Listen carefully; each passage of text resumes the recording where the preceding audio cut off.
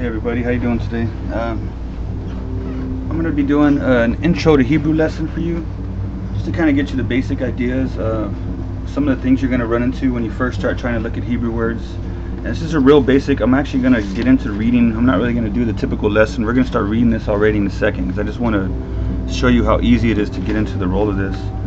And what we're going to be reading from is, this is Paleo-Hebrew, Phoenician. This is probably the easiest way to learn Hebrew, because when you get into modern Hebrew, the first thing they want you to learn is vowel points, which makes it really hard when you start trying to undo and go backwards in time as far as translations goes, because I mean really everybody goes to Hebrew for these four letters right here. The Holy Tetragrammaton, the Holy Tetra is 4 grammaton letters. The 4 letters right here, this is why really a lot of people are drawn to Hebrew. And learning vowel points and everything first isn't really going to help you when you come around to the heart of Hebrew. You know, learning the HaShem, the name, and pronunciation, all that, this is what's going to help you the most. No one actually Paleo-Hebrew, you know. And so, sorry if that's a little dark. I'm trying to get you a better shot of that. But anyways, we're going to be reading from this. It's really easy to see. And just to get the basic idea, I came up with this. I tried it out on my friend just to kind of see how, you know, he did with it. You know, and the whole point is, just imagine you go into a restaurant and you ask somebody, where's the restroom? They tell you, what's this way, sir? Okay. You turn the corner and you come to this. Now, it's not the easiest thing, but if you really had to read this and to find your way, you would know what it says, do you not?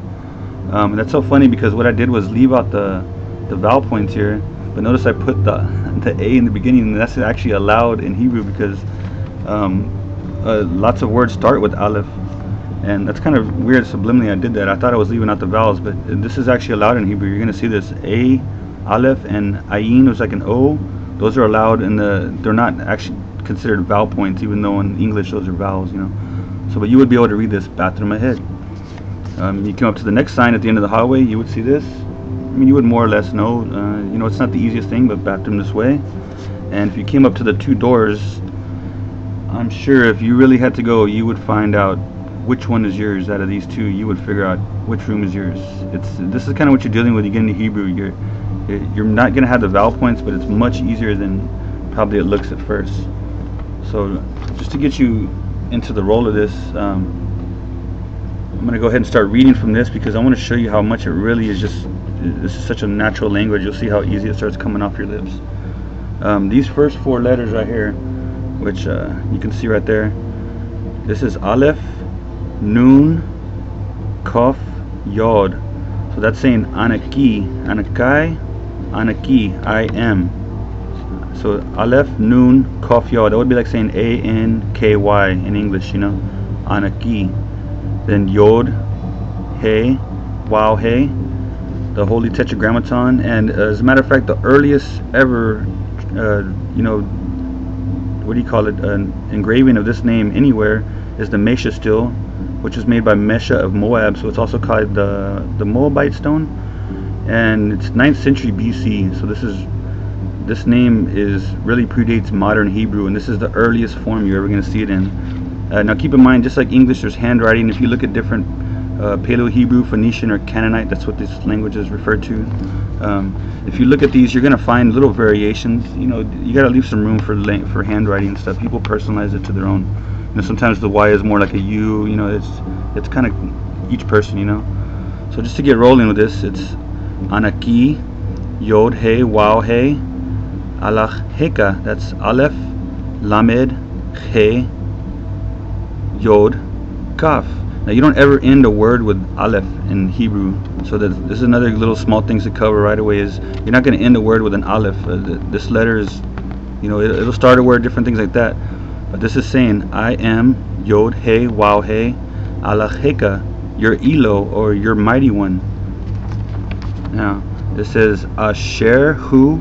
So the way you read this is Aleph, Shin, Resh. Asher, who or which. That's a real common word, so you're going to get used to this word. Anaki, Yod, He, Wow, He, Alacheka, Aleph, Lamed, He, Yod, Kaf.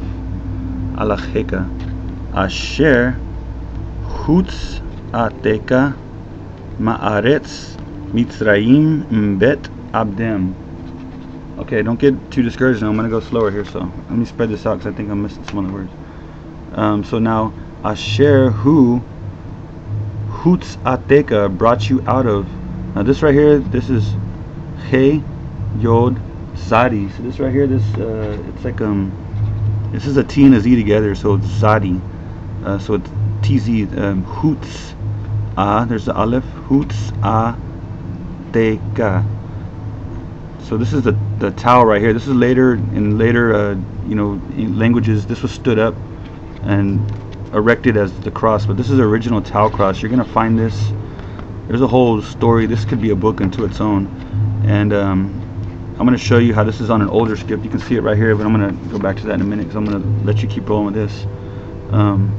So we say Hu Tzateka, who brought you out of Ma'aretz. This is Mem Aleph Resh Zadi. Ma'aretz, the land of Mitzrayim. Now that's Egypt for everybody that recognizes that. There's a lot of names for Egypt.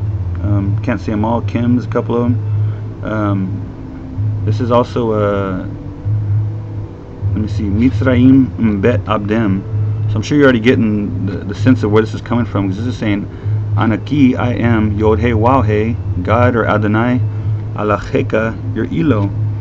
Asher Hu Utzateka brought you out of Ma'aretz, the land Mitzrayim of Egypt.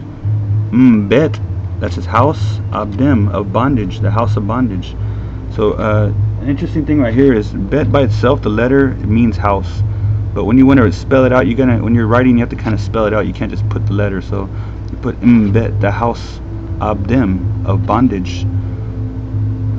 La Yiye Laka Alachim Acharim. Now La is not in Hebrew, so L-A, La, Yod He, so that's Yiye, not shall you have, Laka Alachim Acharim, any other mighty ones, Al Paneh, before my face. So I think you're already getting a sense of this. I'm going to go ahead and start. I don't want to go too long. Let me see, I'm on 8 minutes with this.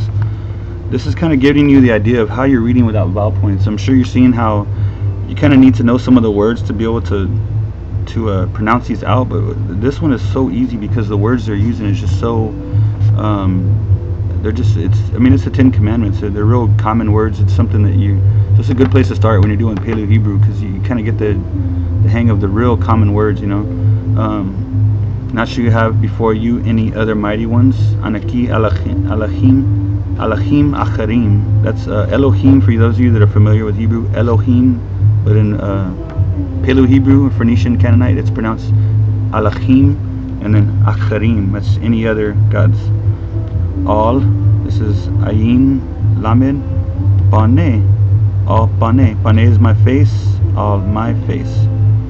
La Tasha Laka Pasel Wako. You shall not make any graven images. Now, this is interesting right here. If you can just be nice with your thoughts. Everybody's got progress. We're all working on becoming better people, so try not to be judgmental. But this is a little story within itself right here, because this is the papal cross right at the heart of the word Pasel, which is graven image, and that's something to investigate, to look into. But please be mindful, be nice how you think. Just try not to be judgmental, people. Be mindful of your own progress and work to be done. And just to give you a sense, I want to show you how this is really going back in time, because this is important to see the Tau cross, or the Tav, as this right here. See, this is what we're used to seeing, the X. X marks the spot. On every treasure map, where's the treasure marked as? The X. Now let's go back a little bit further in time, because this thing is, I really love ancient scripts, and you can't really go much further back than this one. This is from the Emerald Tablet, and I'm not going to get into the creation of this, and the history of this, and the age of this. It's just too much. I want to stay focused to the lettering here. But notice what you're dealing with here is Tau, Lamed, Tau. So right here, this word is Telat. So this is already confirming that when you're going backwards and you start seeing the Tav and the Tau cross replaced to what it originally was before it was stood up.